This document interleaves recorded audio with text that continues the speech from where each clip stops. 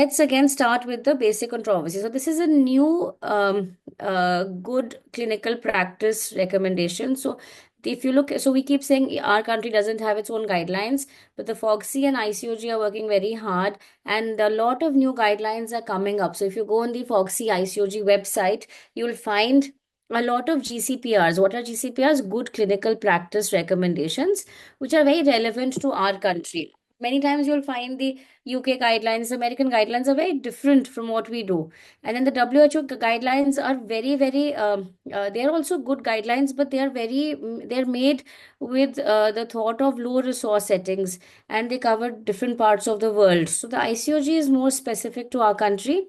So I went through this document today. So they have a GCPCR on prevention and management of perineal tears. So first, as I said, we're going to address this controversy. Should we give an episiotomy? Should we not give an episiotomy? If we're giving, when should we give?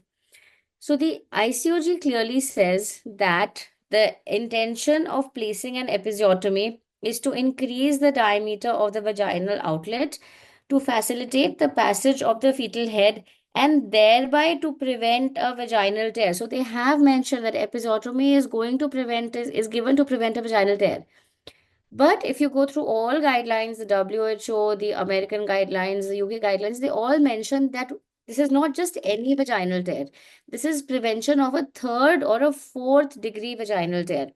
Now, what is a third or a fourth degree vaginal tear? You should know the classification of vaginal tear. So I'll just stop here and brief you about the classifications. The classifications of vaginal tears or perineal tears has been given by the RCOG, that is the British guidelines, and we have 4 degrees of vaginal tears. The first degree is when there is only a mucosal tear, that is only the vaginal mucosa has torn.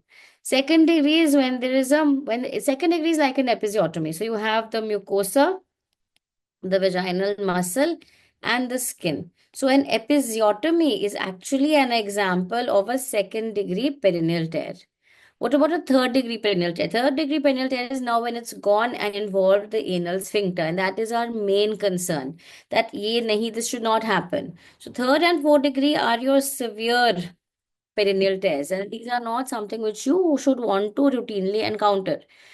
So giving an episiotomy is going to prevent the third and fourth degree tear. What is a third degree tear? Third degree tear is basically when when the anal sphincter is involved. And you can further classify this as 3A, 3B, and 3C. 3A is when less than 50% of the external anal sphincter is involved. So, pale there's an external anal sphincter, then there's an internal anal sphincter, then there is the anal mucosa. So if less than 50% of the EAS is involved, it's a 3A. 3B is more than 50% of the external sphincter, and 3C is when the internal anal sphincter is also involved. 4 degrees when the anal mucosa is involved. So you have a through and through tear from the vagina straight to the anal canal. That is a 4 degree.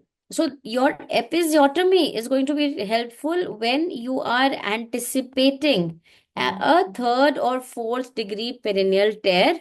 Okay, but the ICOG just generally says to prevent a vaginal tear, episiotomy is useful. Okay, so but it also says a routine episiotomy should be avoided in women who are not subjected to instrumental deliveries. That means they've clearly said that level A evidence is that if you're doing an instrument, if you're putting a forceps, if you're putting a vacuum, please give an episiotomy.